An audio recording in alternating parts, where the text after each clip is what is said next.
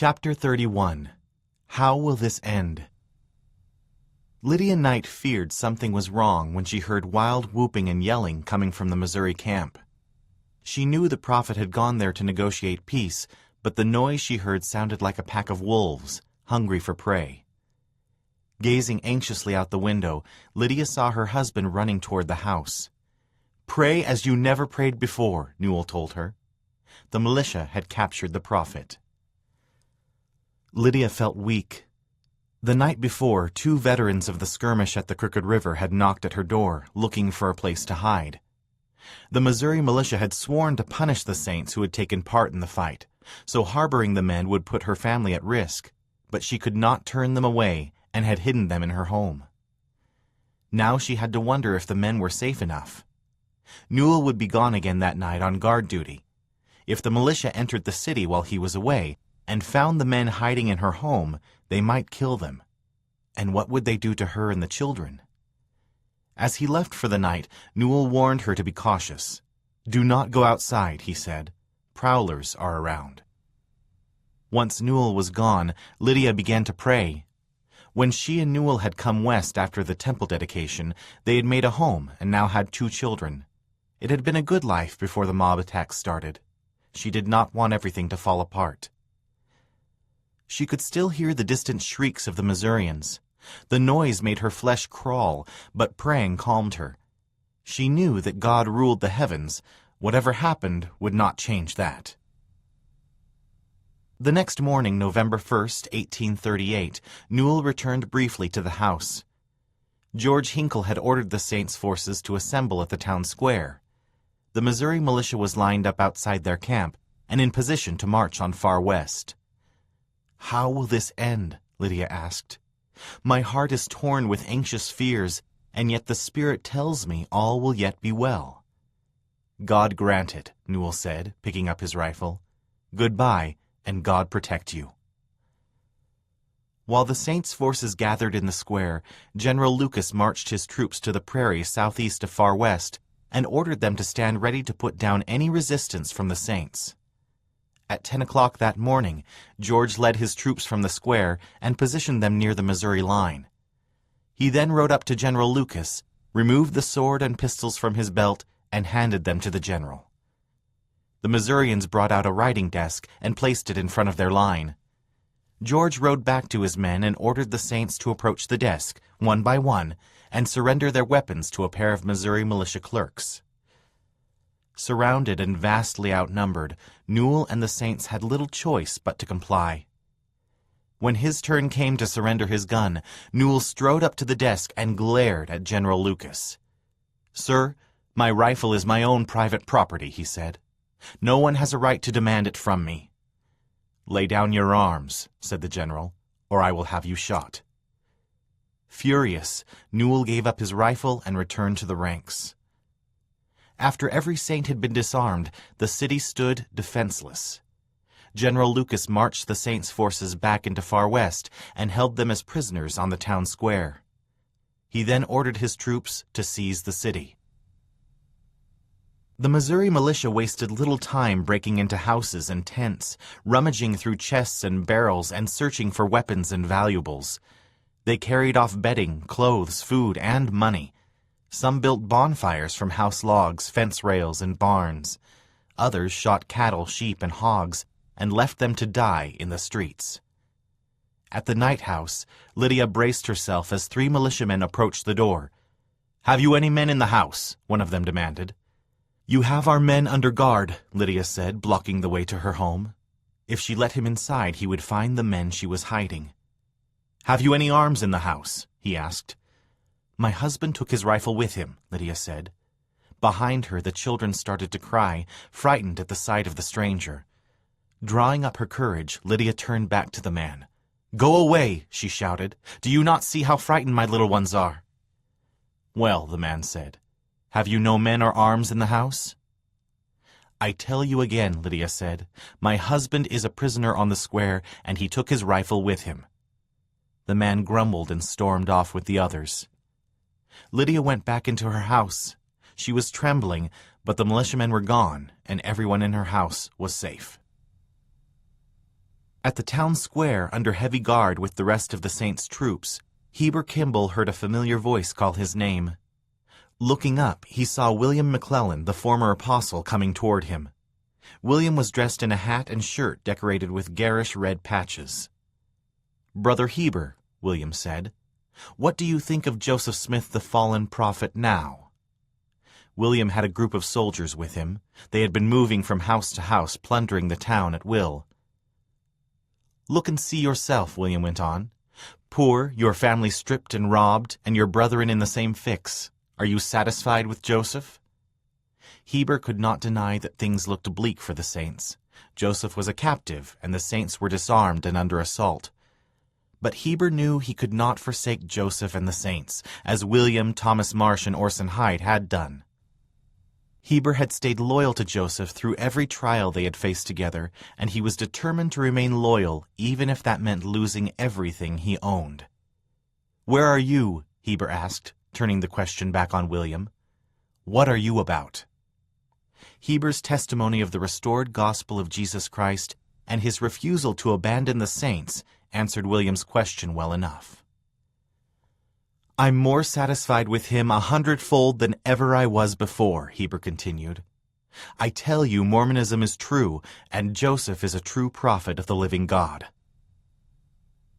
As the militia pillaged the town, General Lucas did nothing to stop his troops from terrorizing the Saints and taking their property. Across the settlement, Missouri militiamen were chasing Saints from their homes, cursing them as they fled into the streets. The troops whipped and beat those who resisted them. Some soldiers assaulted and raped women they found hiding in the houses. General Lucas believed the Saints were guilty of insurrection, and he wanted them to pay for their actions and feel the power of his army. Throughout the day, Lucas's officers rounded up more church leaders. With the help of George Hinkle, troops forced their way into the home of Mary and Hiram Smith. Hiram was sick, but the troops drove him outside at the point of a bayonet and placed him with Joseph and the other prisoners. That evening, as General Lucas prepared to try the prisoners in a military court, a militia officer named Moses Wilson took Lyman White aside, hoping to convince him to testify against Joseph at the trial. "We do not wish to hurt you nor kill you," Moses told Lyman. "If you will come out and swear against him, we will spare your life and give you any office you want." "Joseph Smith is not an enemy to mankind," Lyman said hotly. "Had it not been that I had given heed to his counsel, I would have given you hell before this time." "You are a strange man," said Moses. "There is to be a court-martial held this night, and will you attend?" "I will not, unless compelled by force." Moses threw Lyman back in with the other prisoners, and General Lucas soon convened the court. Several militia officers participated, including George Hinkle. General Doniphan, the only lawyer present, opposed the trial, arguing that the militia had no authority to try civilians like Joseph. Paying no attention to him, General Lucas proceeded with the trial and rushed through the hearing without any of the prisoners present. George wanted Lucas to show mercy to the prisoners, but the general instead sentenced them to be shot for treason. A majority of the officers present sustained the ruling. After the trial, Moses told Lyman the verdict. "Your doom is fixed," he said. Lyman looked at him contemptuously. "Shoot and be damned," he said. Later that evening, General Lucas ordered General Doniphan to march Joseph and the other prisoners into the town square at 9 o'clock the following morning and execute them in front of the Saints. Doniphan was outraged. "I will be damned if I will have any of the honor of it or the disgrace of it," he told the prisoners in private. He said he planned to withdraw with his troops before sunrise. He then sent a message to General Lucas. "It is cold-blooded murder. I will not obey your order," he stated. "If you execute those men, I will hold you responsible before an earthly tribunal, so help me God." As promised, General Doniphan's forces were gone the next morning. Rather than execute Joseph and the other prisoners, General Lucas ordered his men to escort them to his headquarters in Jackson County. Flanked by armed guards, Joseph was led through the ravaged streets of Far West to gather some belongings from his home. Emma and the children were in tears when he arrived, but they were relieved that he was still alive. Joseph begged his guards to let him visit with his family privately, but they refused. Emma and the children clung to him, unwilling to part.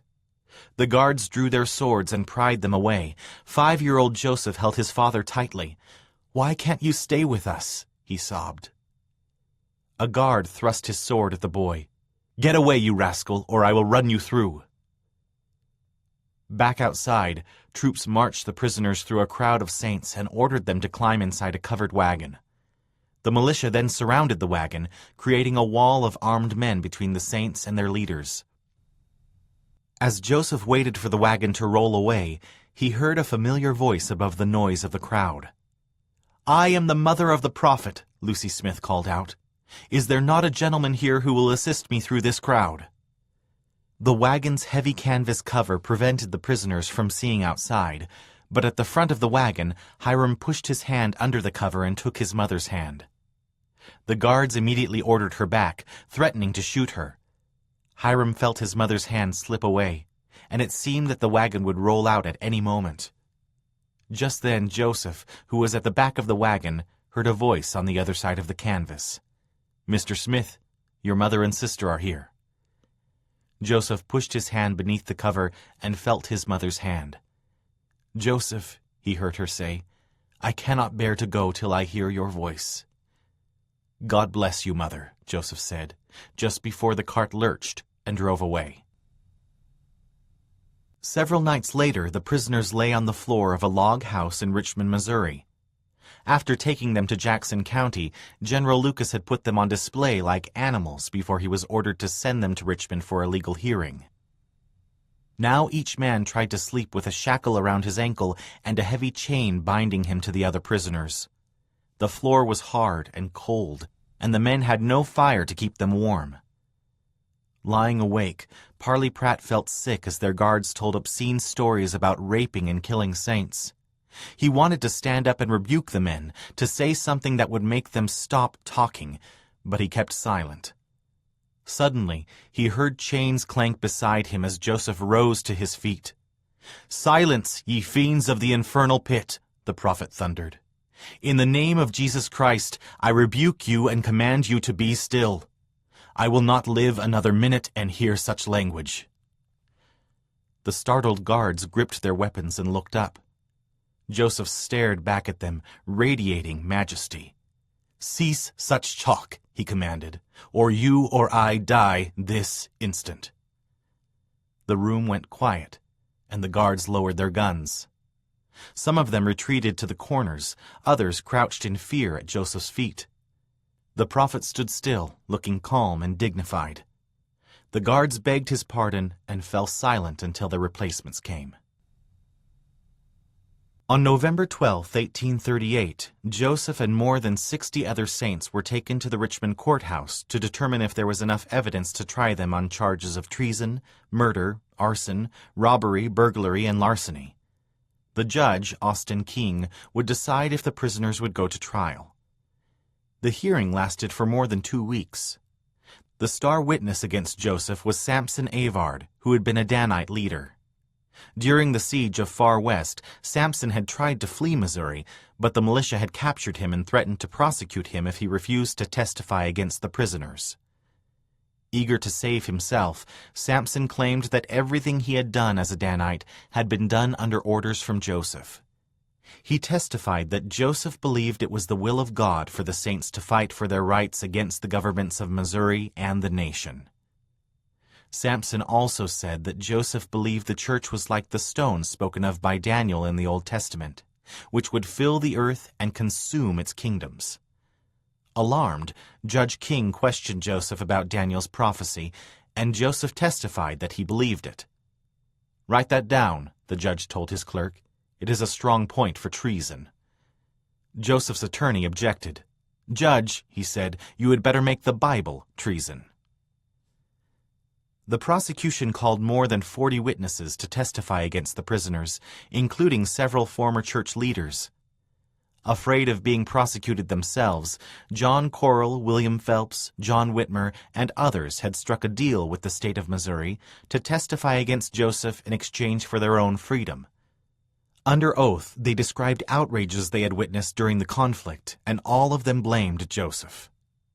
The saints' defense, meanwhile, consisted of a few witnesses who did little to sway the judge's opinion. Other witnesses could have testified in Joseph's behalf, but they were harassed or scared away from the courtroom.